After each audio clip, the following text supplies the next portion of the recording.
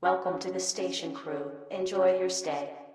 Being a security officer in Space Station 14 is probably one of the hardest, if not the hardest jobs in the game. Security requires understanding a lot of cultural preferences and understanding the way that people on the server generally like to flow and like to play. I would heavily recommend that you do not play security until you have at least played a few hours on whatever server you're joining for some time, just so you understand how people generally act, how security acts. There's definitely a cultural difference between servers, and that's not just something I can explain. I would also heavily recommend that you learn security in game. I am only going to teach you the mechanics here. There's just too much in this game to possibly fill in a video of how to play security correctly. Just playing the game, getting in, getting real training from a person in a round to deal with real random scenarios is the best way to learn how to play security. But I will teach you very important keybinds and the general mechanics of being a security officer, so you probably have to ask less questions in general when your time comes to actually play a security. Security officers spawn with some very useful tools. They have a security belt, they have a handgun, and in their backpack they'll have their usual survival box, an extra pistol magazine, and a flash. Also, they'll spawn with a belt, which contains your primary tools for the job. A stun baton and a pair of handcuffs is all you need to detain most people, and we'll cover slightly more advanced equipment in a second. However, before we even start with any keybinds or anything, I highly recommend that you find your security officer's locker, which you'll spawn right next to. This will contain a bunch of additional outfit options and equipment. They also come with disablers. You're probably also going to want to take that. We will cover that. One thing I highly recommend all security officers do is wear your gloves, wear your black gloves. Having all of security wear black gloves means when you handle any form of evidence or touch anything, you'll have black glove prints on it rather than your own handprints. Every station has a locker room. This is where you'll get your security locker, like I showed earlier, to get your disabler and stuff from. Also, this is where I recommend that you get the gloves from. There's a Sectra, which is just for drip. There is actually additional armor in there if you don't have armor for some reason. There's a Sec Tech, which has some more advanced throwables. There's things like stinger grenades, tourniquets, which are really nice. I'd recommend these tourniquets, as you can imagine, are just used to stop bleeding. So you just click on yourself. If you see a bleeding indicator, you just get cut up. There's also security webbing, which is an alternative belt. It lets you store more things in it. You can take shields as well. And there's also handheld radios, which will continue to work even when there's no power. I don't mean to overload you with information, but all this equipment is available to you. I can't emphasize this one enough. Paying very close attention to your chat and radio is very important to being a good security officer.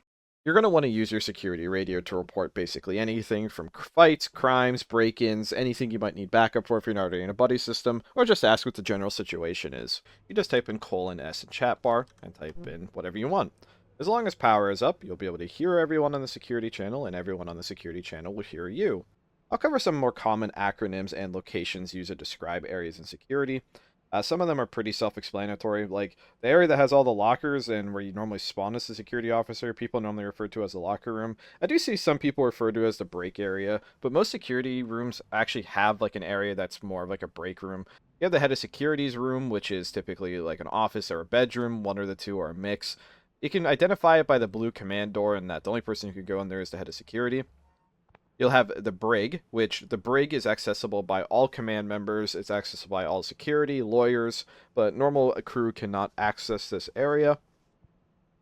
It also normally has a double door airlock system, and the brig has direct access to the normal prison cells. There's even brig signs on most stations. There's interrogation rooms. I think all stations have something like this. You normally even see the interrogation sign. You have the warden's office, which only the warden and head security can enter. This is where the warden will be. He'll issue your guns here. He'll be here talking. He also normally has a camera monitor and a way to see. He normally has a camera monitor, and there's usually a criminal records computer as well. And then there's the armory. Only people allowed in here are the warden and head security. This is where all your guns and major lethal equipment is stored, as well as spacesuits. Then there's also a brig med area, which is sometimes referred to as a person, but it's typically a place where a doctor could come and treat a crit patient who's too dangerous or just not worth bringing all the way to medical. And there's even a morgue to store people who have no souls that were syndicates or just major criminals. Finally, other than the detective's office, which I'm not going to even cover, it's a detective's office. It's half the time they're not even in security. Perma usually has 2 or 3 airlocks separating it. There's normally hydroponics trays and things for people to do because they're going to be stuck in here permanently, so they need a way to just have sustenance. They don't actually die from it, but it's for roleplay. They can also grow weapons, basically, and make ways to slip you, and potentially even break out of here. This is usually the warden's job, but you may have to drag a prisoner in perma or deal with a perma riot. We're going to want to discuss some keybinds. Keybinds make a world of difference for security. You need to know how to walk. By default, it's shift. I would rebind walk to whatever you find comfortable. I personally prefer having walk on toggle, and why walking is very important.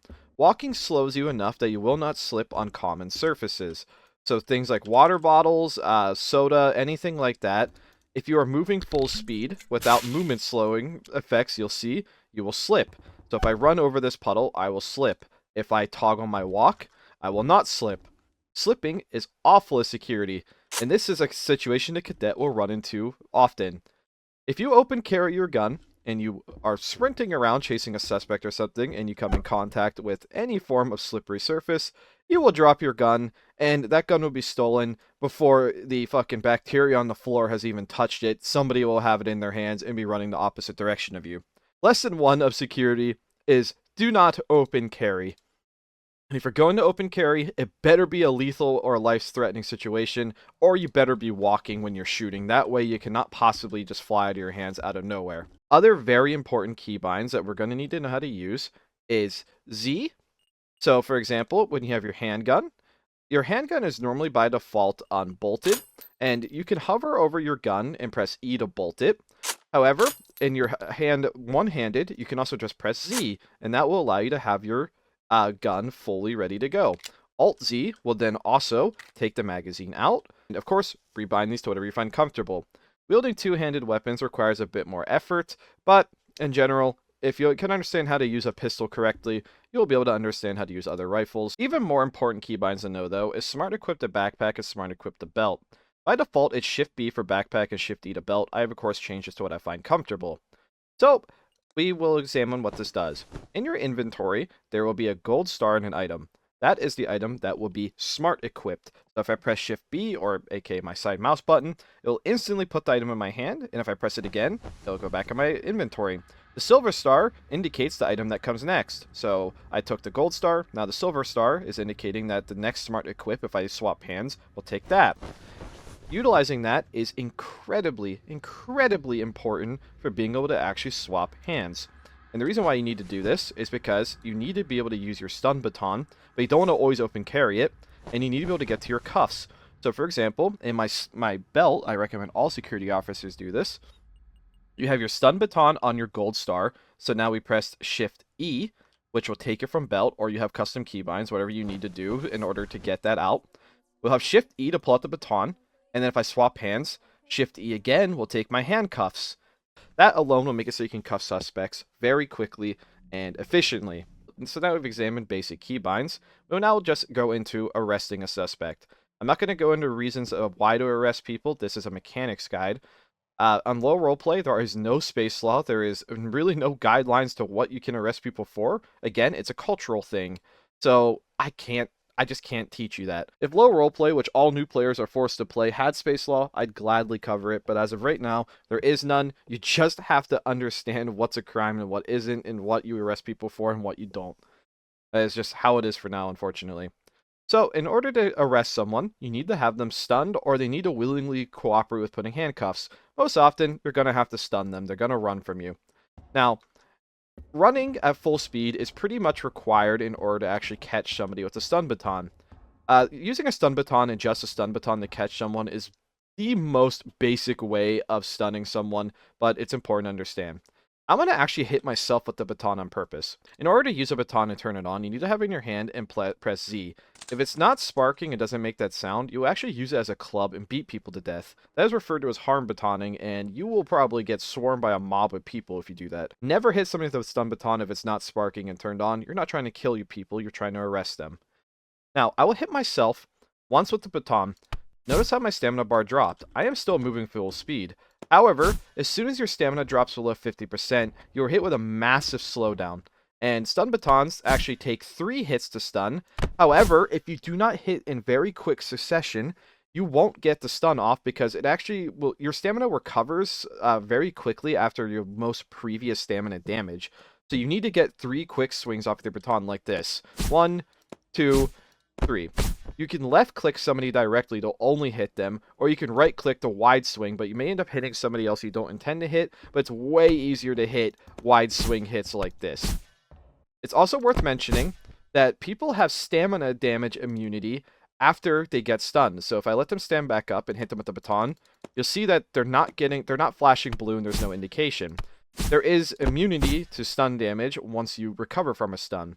So really you have this small window when you've initially stunned them to get cuffs on. So remember our keybinds. We 1, 2, 3 them to stun them. And without even having to open my inventory, well, my stun baton died. That's awkward for explaining. I've now got them stunned, so now I remember my keybinds. I shift E. You do not even have to turn off harm mode in order to actually cuff someone. And in case I didn't explain it, you need to have harm mode on in order to swing your weapons. Immediately once you have them handcuffed, you need to control left click them. This will drag them. They cannot move at this point, and you have complete control over them.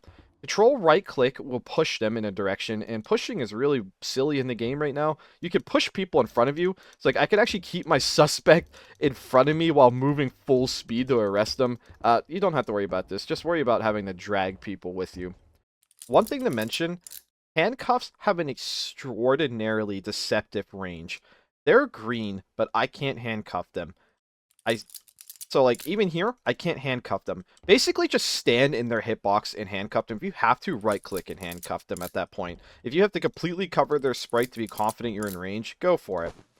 While we're here, if you're not comfortable with using keybinds to stun and cuff someone, that's alright. You have plenty of time to stun them without using keybinds. This is just my belt open on my screen. Hit them with the stun baton to stun them. I can slowly place the baton away, click my handcuffs, get very close, and click them. And immediately control left click them. This person, even with me taking my sweet time, had 0 chance to escape. So that's really all it takes in order to get a good stun cuff on. You don't need keybinds, you don't need anything fancy, you just need the right tools, and to be calm when you're actually arresting someone. Remember, someone stunned on the ground can't hurt you or anyone anymore. Just make sure you get the cuffs on them. And another thing that is very important, if you click and drag somebody who's handcuffed onto a chair or a bed, they cannot move. They have to break out of their cuffs, which takes quite a long time before they can actually start moving again. So now that we have somebody in custody, you can strip them very easily. Hover over their sprite and press E, and then you'll see their entire inventory. Typically, when you're searching someone, you're going to just click on their backpack and belt or something, and maybe take things out of their pockets. Otherwise, you don't really need to take their clothes off of them. Just take anything that they could use to break out of a cell, and you're gonna, again, have to ask somebody who knows more about what you shouldn't or shouldn't confiscate. A security officer, it's not quite your primary job to, like, search suspects super, efficiently. That's more so the warden's job, and you should be deferring to your head of security anyways as to what you should be doing when you get a chance. You will understand more of this as you go. Again, it's something you'll just end up learning. And, of course, it's good manners once you have a suspect in their prison cell to take their cuffs off and pretend there's a door here. You want to close the door behind you. Just in case, though, that somebody tries to chase you out the door, I'll explain other advanced ways of detaining suspects. One of the strongest methods of detaining someone in the game right now is take your flash. You will spawn with a flash in your backpack. You can get more of these very easily at security through, like, SecTechs. With your flash, you could just press Z, and it will blind everyone nearby for a very short time. However, if you're trying to chase someone with it, I would recommend you actually have your stun baton in one hand and a flash in another hand. With the flash, if you hit them, it will instantly knock them to the ground, and while they're knocked to the ground, you can start stun batoning them. This gets them to stop their momentum entirely, it will blind them a bit, and it will also knock any weapon they have out of their hand. However, if they have any flash protection, like sunglasses, security glasses, like security officers typically have, they will be immune to the flash, so you have to be careful of that. There's also flashbangs, but I don't really need to explain that because it's just a flashbang. And we will move on to the slightly deeper mechanics of security. Security has security glasses by default, which lets you see people's IDs. This person does not have an ID, so it says a question mark. I have a captain symbol because I just have one. You would normally have a security symbol. However, There is a computer called a criminal's records computer. This is where you're going to typically keep track of all the people who have done crimes. So I'm the only crew member, and what you could do at this computer is you could set people as suspect, wanted, detained, paroled, discharged. So typically the warden or head of security or maybe even another officer are going to end up doing this. So if somebody is suspect for this reason, I'll just say sus. You'll hear through your headset that this person is wanted because of reason. And you should pay very close attention to your radio in general as a security officer, but this lets you get basically live updates as to what people are wanted for. And now that person will have a wanted icon next to them. So you really just want to pay attention to the icons next to people. If somebody has an exclamation point, you're probably just supposed to question them though. However, if they have a W symbol, that means they are wanted, and that pretty much usually means they're going to be arrested on site. This person's probably dangerous or has stolen something that needs to be recovered immediately. And then the rest of the symbols I'm not going to fully explain. Detained, detained, paroled. Discharge means they're just like good to go, whatever the case may be. It's just to keep records of people.